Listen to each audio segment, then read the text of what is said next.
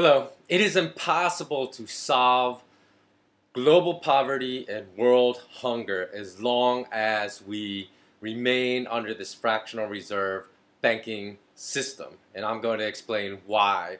And I'm going to explain why it's such a futile effort for those that are attacking global hunger and global poverty if they do it outside the realm of trying to change this immoral fractional reserve banking system first, if they do it outside the realm of trying to end the tyranny of central banks all over the world, especially the ones run by the Rothschilds and the Rockefellers and the Warburgs and the JP Morgans, that you cannot solve global poverty and world hunger under these conditions. So it's just a futile effort, and the efforts of those that try to do this should be better concentrated on changing the monetary system first. And again, I'll explain in this video why that is.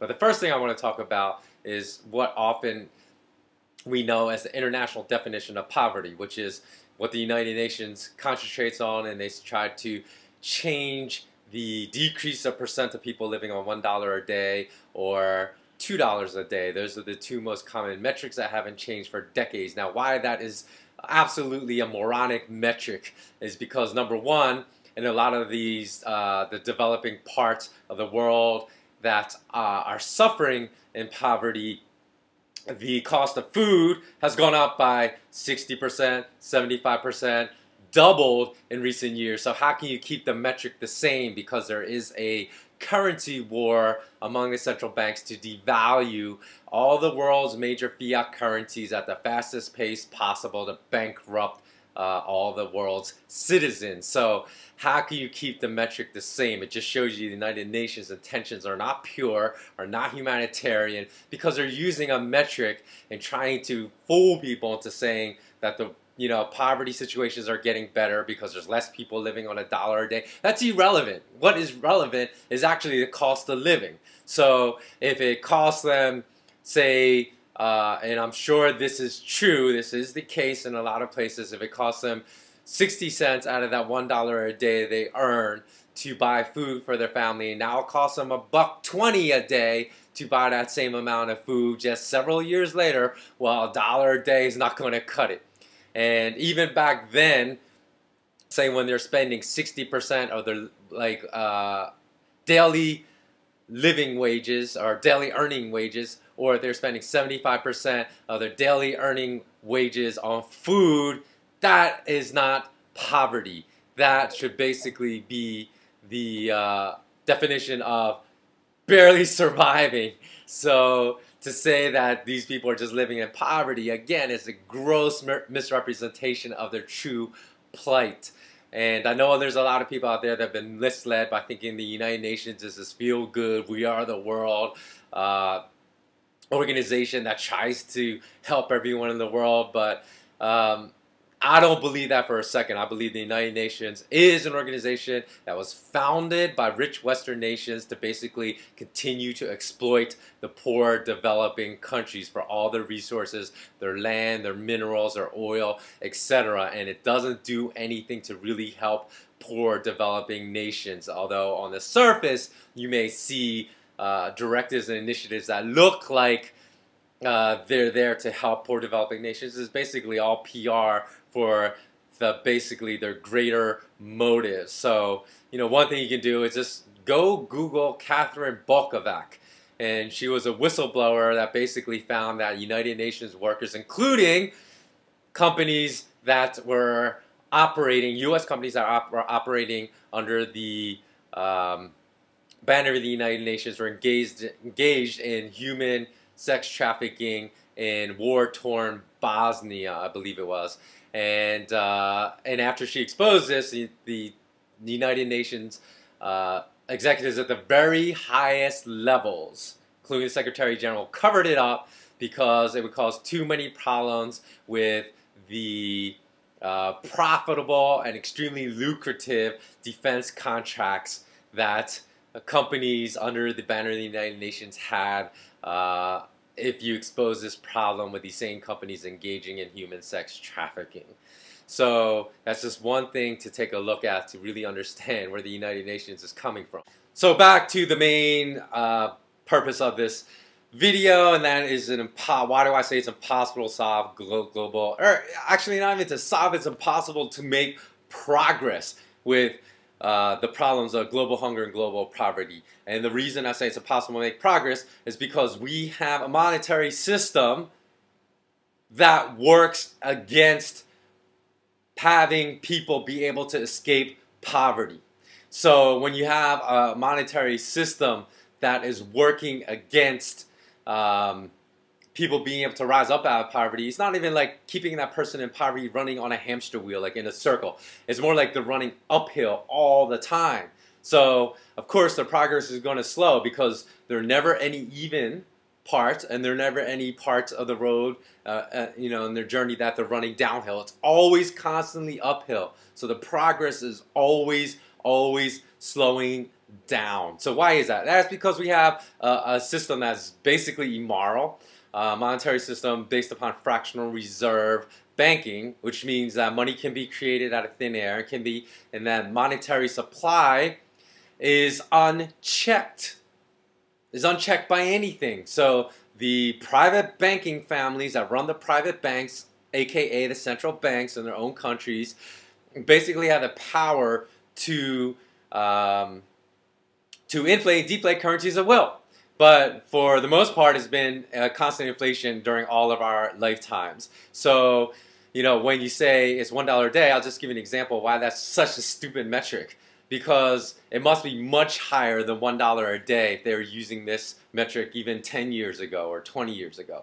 Because the minimum wage in the United States was $1.68 an hour in 1968. So just, you know, in the past 40 some years, 45 years now, they say if you adjust that inflation using official government statistics, which everyone knows is a lie because you can check out my other videos like that talk about the propaganda and the lies of official U.S. economic statistics, as well as other official government statistics, economic statistics all over the world.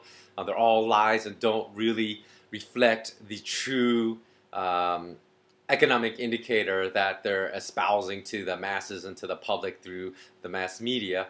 That if you adjust inflation, adjust based upon the official government rate of inflation, that $1.68 minimum wage from 1968 would now be well over $10. If you use true rates of inflation, it would probably be well over $20 an hour. So if you would need $20 now an hour just to be subsisting on minimum wage versus only like $1.68, and that's basically saying because you need $20 to buy the same amount of goods and services at $1.68, well, just 45 years ago, you can't keep $1. That is ridiculous because as the price of food doubles, as the price of food, certainly I have been told in parts of South Africa that the cost of food has risen tremendously,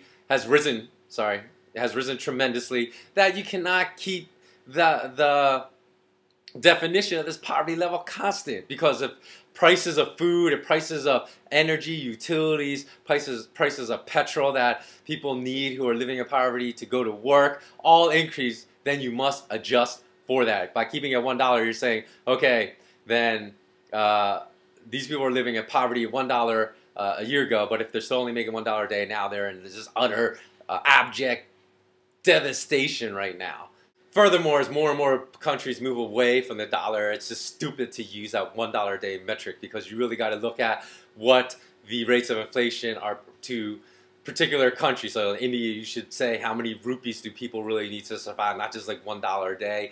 In Thailand, you should say how many baht. In Burma, how many chat, or whatever the local denominated currency is. That's what you really need to look at.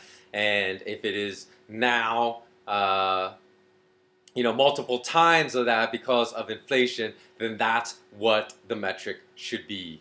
So why I say it's impossible under this current system to make any progress in solving global hunger, global poverty, is because the cost of everything is rising because of the central bank's desire to devaluate the purchasing power of currencies. So, for instance, if you needed 360 rupees a day to basically scrape out a living in India, and you need 700 rupees a day now to scrape out a living in India. If you're still earning 360 rupees a day, you know, most people living in poverty are not getting any cost of living for inflation adjustments in their annual wages. Then you're earning 360 rupees a day, now costs 700 rupees a day to scrape by. You are in worse conditions. So that's why I mean you're constantly climbing uphill with the central banking monetary policies that are being executed all around the world today. So when I see, you know, I've reached out to many celebrities as well, wanting to discuss that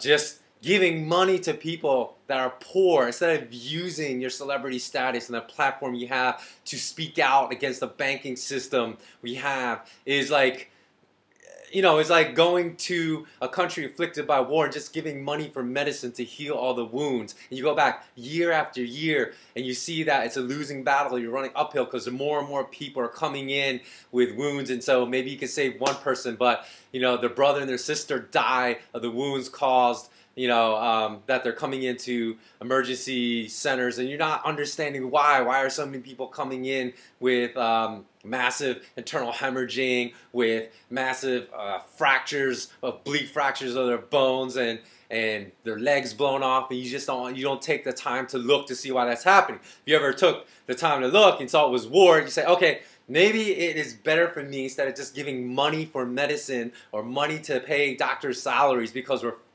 fighting a losing battle as long as war continues, to spend your money trying to end the war, for negotiators to end the war, and then you wouldn't have all these people suffering. It's the same thing with global hunger and poverty. As long as you just throw money at the people that are starving, I understand that you're helping people that aren't starving, but you're not helping, you're not addressing the root of the problem, and that's where the problem can be solved. The root of the problem is the fractional reserve banking system. So as long as you never address that, you will just be throwing money after money after money that will never solve the problem. But if you start throwing your money behind educating people, getting everyone aware, raising that consciousness that people, that this is what the cause of global hunger and poverty is, and that's why there's no progress, you know, despite what the liars at the World Bank and the IMF and the BIS all want you to believe, that we're making progress against global hunger and poverty. You look at the true data, that people's lives are getting worse that are living in poverty, just as the middle class is now migrating to the poor. It's the same thing with the poor. Their lives are getting worse. And you do no good in solving this problem permanently unless you use your platform to talk about the root problem. I know it takes courage because the bankers are going to come after you if you talk about it, but if you really are sincere about solving the problem, you will address the problem every chance you have publicly and say and educate people as to how fractional reserve banking is immoral. It's a system of theft. It's a system of debt enslavement for poor countries. Not even poor countries anymore. It's a system of debt enslavement for even people in the middle class and rich countries. So for all the celebrities that I've contacted dozens of times, you know, just to talk about this, because I understand if you're passionate about solving the problems of, you know, mass refugees that are created by civil wars or war conflicts all over the world, if you're passionate about solving problems of clean water and, you know, raising people's standards of living higher, you must address the problem of fractional reserve banking first and foremost, above all the other problems you're addressing, because this will help solve them all. If we institute a sound, honest, moral monetary system versus the unsound, should be illegal, it's not illegal, but should be illegal, immoral fractional reserve banking system we have today that just destroys wealth, destroys standards of living, and 100% ensures that people living in poverty will be worse off next year, and the year after that, and the year after that. So I'd be more than willing to speak with anyone who's working at any of these organizations that are trying to solve world hunger, world poverty. If you don't understand what I just said in the crux of this video, I'll be happy to Skype with you, to talk to you. Just email me, info@smartknowledgeu.com. Okay, so that's my message of the day. Always remain intensely curious. Thanks for watching.